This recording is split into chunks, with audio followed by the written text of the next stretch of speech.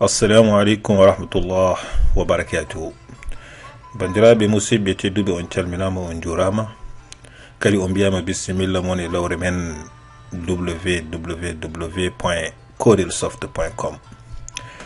en garti wadde no kewɗen wadde ni haalde ko fati e karallagal kesal to koye fannu informatique. hande noon kalten koko fati e sécurité web. e nder fannu sécurité web kalten ko toɓɓere witende injection SQL.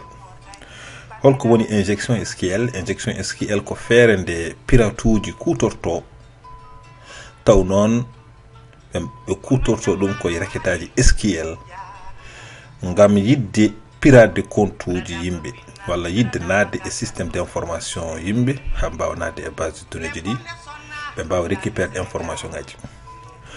donc pour famde holko woni système d'authentification et injection SQL, min ƴeew firde ngal ɗo natal. so tawi en ƴeewi ngal ɗo natal, eɗen jogui ɗo ko tout ko mbiyata ko ma won étape uji 4 ha 5.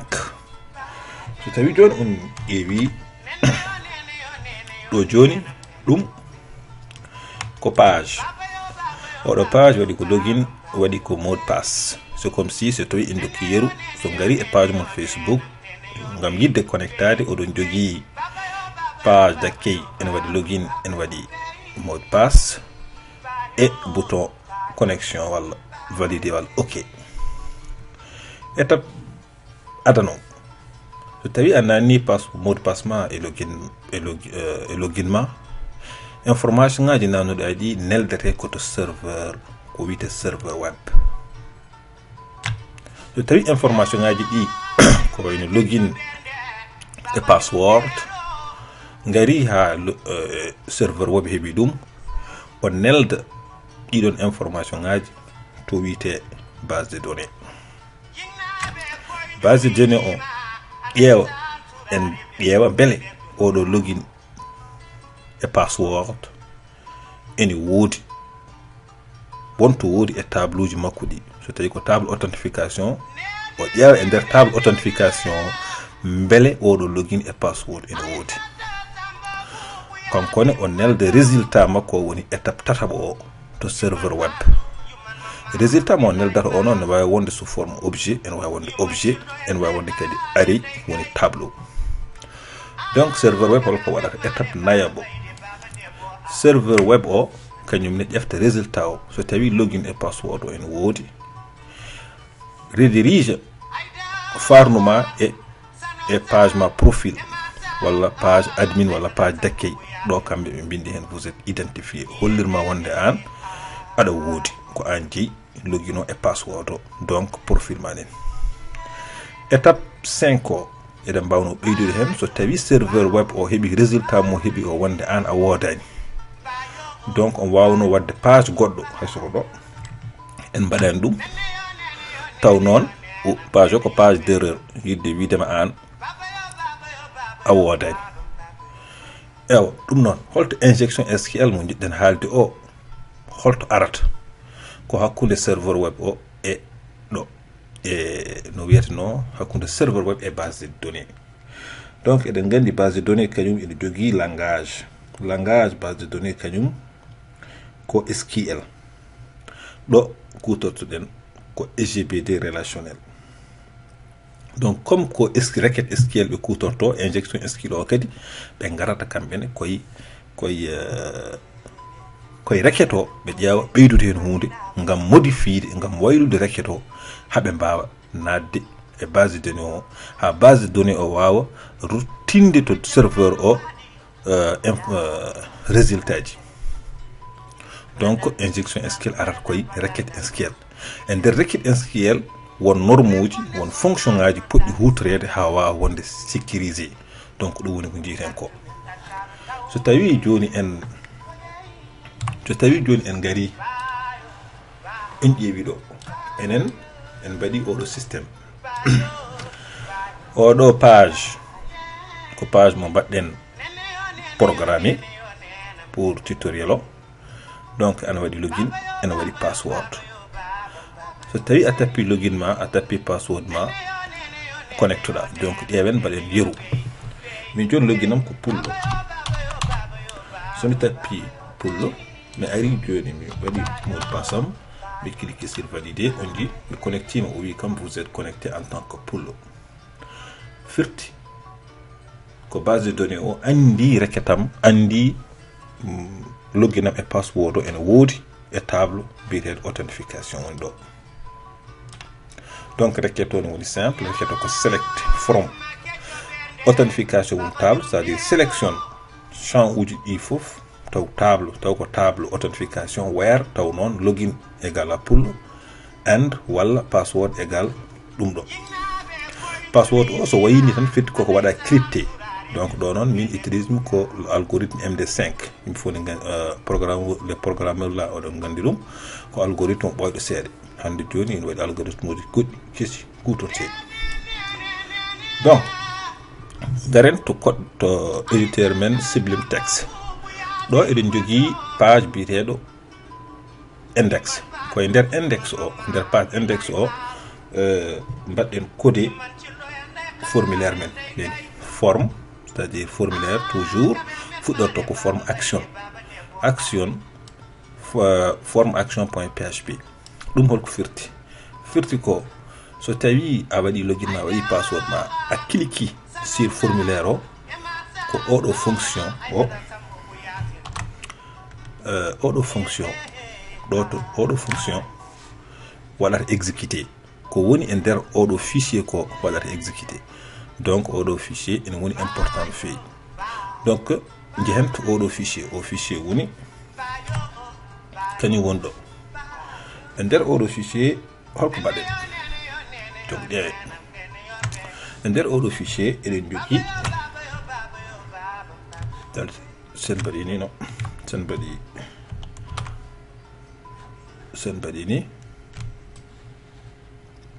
e nder oɗo fichier so tawi on ƴeewi mbiɗen ko login égal à $post login égal à $post login et password égal MD5 de la $post PW. ɗum ɗon holko firti ɗum firti ko aɗa ƴefta login mo nannuɗa e formulaire échange login o mbaɗa ɗum e nder oɗo variable login e champ mo bannoɗa e password o mbaɗa ɗum e nder oɗo variable password. Donc so tawi on ƴeewi ko heddi ko ɗum ɗo fof koko fati koye connexion base de données kutortoɗen ɗo ko classe MySQL. Donc ɗum en jin ɗum e vidéo ji men ɓennuɗi kadi en gartata hen oɗon mbawi ƴeewde vidéo ji men ɗi e YouTube mon taw hen. Donc requête men SQL neni ɗum woni ko mbaɗɗen so tawi en ƴeewi requête men SQL o mbiɗen ko login égal login mo récupère ɗen o. Donc so tawi en garti injection SQL piratuji ɗi ƴeewata koko kutorɗon ɗo de fait keɗen mbaɗire ni wona hunde wonde sécurité no feewi ɗo joni ala sécurité mbiɗen ko login égal à $login no kutorɗen direct $post o mbaɗɗen ɗum ɗo. Donc ɗum ɓe kutorto pour injection SQL pour nadde e introduire base de données o e nadde e profil mon hay sinno ɓe ganda mot de passe won non namdal mon wonata ko holno ɓe mbaɗata ɗum noon testen min joni code mo mbammi ɗo ala hay sécurité goto. Donc eɗen mbawi testude ƴeewen so tawi kam ko pirate omo andi login mon oɗon gandi login andude login neɗɗo ene weeɓi ha maayi. Donc so tawi min omo andi login am ko pullo kono anda mot de passe am beele omo wawi nadde e profil am so tawi way jabowol ngol ko omo wawi nadde so tawi application ala hay sécurité goto. Donc ƴeewe mbimi ko pullo mi waɗa pullo mi waɗa code ɓe ɗum ɗo joni ko ɗum ɓe kutorto système de code mi wiya or mi waɗa code mi waɗa 1 waɗa code mi wiya égal mi code mi wiya égal e code mi waɗa code mi waɗa 2 barre oblique so mi waɗi 2 barres obliques mi sohlani andude mot de passe ma, donc mi tappa n'importe quoi kono mi waɗa validé. On jiiɗo joni kono pourtant mi connectima oui, comme vous êtes connecté en tant que poule. Donc on gandi oɗo code mo mbaɗɗen wona code baɗɗo sécurité no feewi. Donc so tawi en ƴeewi requête o, parce que requête men ko ɗo, so tawi joni en ƴeewi requête o ko select from table authentification, mbiɗen ko yo sélection table authentification where ɗo login égal à poule or 1 égal à 1. O waɗa ɗo code double barre oblique et mot de passe and password égal à password mo tappi o n'importe quoi. Donc ɗum ko firti ko login égal à poule, condition mbiɗen ko login égal à poule or 1 égal à 1. Donc login égal à poule walla or firti ko walla 1 égal à 1. eɗen gandi oɗo condition est vrai, comme déjà login égal à poule walla 1 égal à 1 eɗen gandi kam 1 égal à 1. Donc quel que soit résultat o waɗat retourner quelque chose, parce que e nder requête o ignori ko rewata hen ko. Parce que pourquoi on ignore ko rewata hen ko parce que o anda mot de passe mon, comme o anda mot de passe o, donc kankone o ignore ɗum. Donc du coup ɓaɗo ignori mot de passe o, requête o ene moƴƴi parce que oɗo condition lundaki SQL. Donc SQL ne wawi nadde e table authentification récupère information ngaji pullo. Donc ƴeewe so tawi pullo wonno ko administrateur, so tawi pullo ko wonno administrateur, on wawi nadde e profil administrateur. So naati e profil administrateur ene woodi technique aji goɗɗi ɗum en kalta ɗo e vidéo o, parce que fandare nde wona bonnude, fandare nde ko pour hollude yimɓe no ndentiri. Donc on wawi nadde e profil ma, wawi nadde e profil administrateur o waɗa dégâts ji goɗɗi e nder base de données o walla e nder système d' information.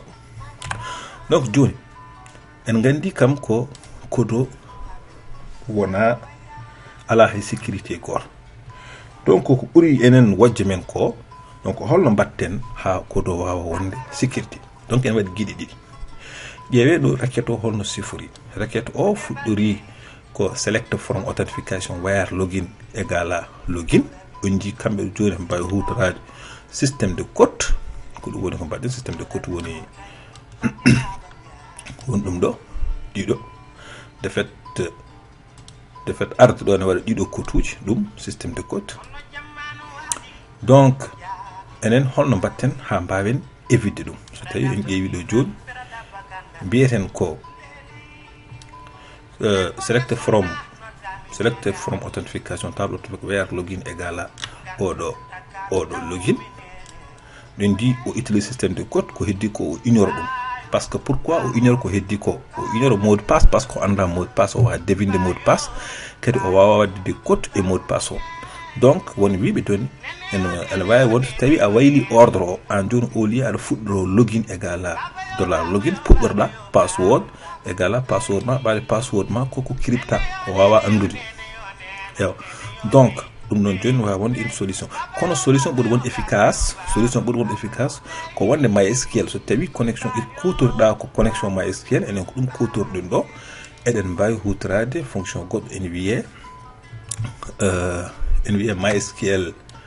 MySQL real escape string. ɗum ko fonction. Donc fonction so tawi a récupéri dollar ma poste oɗo mo jiron ɗo, mbaɗa ɗum e nder oɗo fonction biyete MySQL real escape string. Donc kanko o waɗat échappé no wiyatno cotuji ɗi. Donc du coup e nder requête o wawa base de données wawa reconnaître, wawa andude, wawa jabde oɗon wiyatno information ngaji nanaɗi e nder requête ɗi, c'est à dire cotuji ɓeydaɗi e nder requête o. eyyi ɗum joni ko système oɗo fonction o wiyete ko MySQL real escape string. Donc joni testen ɗum ƴeewen. donc eɗen mbawi wadde oɗo commentaire. Donc ngaren ɗo kutorɗen fonction mo mbimi o. Donc fonction ko MySQL real escape string on ji en récupère donc ça prend des paramètres donc connexion base de données o connexion base de données o ko $MySQL et oɗo ko $post, c'est-à-dire on récupère login men login o. So récupère login o mbaɗen ɗum noon mbaɗen ɗum e oɗo MySQL real escape. Donc joni ngaren ɗo nangen oɗo login, donc mbaɗen ɗum ɗo kañum won ɗo, voilà. Wala so tawi on belnom ni oɗon mbawi wadde MySQL real escape string entre parenthèse connexion e wonde $post oɗo fof mbaɗon ɗum ɗo à la place login, mais ko gotum. Donc maintenant en mbaɗi ni mbaɗen sauvegarde. So tawi en sauvegarde garten joni e ɗum ɗo men garten joni ƴeewen beele eɗen connecto. Donc ƴeewen déjà beele eɗen connecto correctement.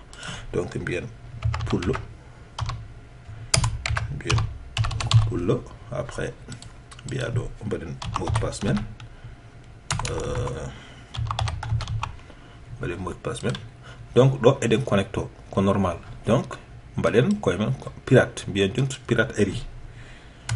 pirate ari en mbino o waɗata ko ni pullo o waɗa cote o waɗa or o waɗa 1 égal à 1 o ignore ko hedde requête ko e mot de passe o tappa n'importe quoi oje tappa n'importe quoi comme mot de passe ɓaade mi anda mot de passe ma. Donc mbaɗen validé on jii ɗo joni o connectaki en ngala hay message goto mbiɗe men wonde connectima. Donc ƴeewen requête o joni holko requête o waɗata, holko requête no waɗi retourné. Donc gussen ɗum seeɗa. Ok, donc so tawi on ƴeewi requête o ko oɗo requête joguiɗen select from authentication where login égal à pull, mais on jii code mo mbannoɗo en hono code mo pirate ɓeyduno hen o oɗo kanko o ɓeydi hen anti slash o ɓeydi hen bar anani o wi or ɗo kadi kotuji hakkude kotuji fof ɓeydi hen bar. ɗum ɗon ko pour hollum ko pour ha requête o wasa wonde valable, so wona ɗum so acci kotuji ɗi tan requête o wonat valable. Donc kadi o wawa connectade e base de données o. Joni on jii base de données o watta reconnaître oɗo requête, donc wawa retournude hay information goto. Donc data walla tableau mo objet walla tableau mo retournoto wonat ko nil. Donc du coup ko ɗum waɗi o wawa connectade.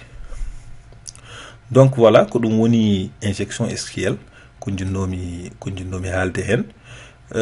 Requête mo mbawɗen hutorade pour dandude koye men e oɗon to tawi kutortoɗon ko connexion MySQL la classe MySQL donc ko oɗo requête ko MySQL escape. Donc ko oɗo kutortoɗon so tawi on récupéri $post login o mbaɗon ɗum e paramètre oɗo fonction. Donc so tawi on kutorima ɗum pirate so tawi hutorima injection SQL wawa nadde e système d'information. Mais ene waɗi kadi fonction ngaji goɗɗi so tawi wona MySQL kutorɗon oɗon mbawi hutorade ko wiyete PDO. Donc vidéo min garo o so Allahu o jaaɓi mbatten kadi taw ko connexion o ko PDO ƴeewen est ce que beele file nana e PDO holno potirten kadi hutorade PDO pour dandude koye men e injection SQL. no bandiraɓe mi salmini mon kadi on jarama nde mbawɗon ƴewde vidéo ha mbawon kadi naftorade hen. Wa assalamu aleykum.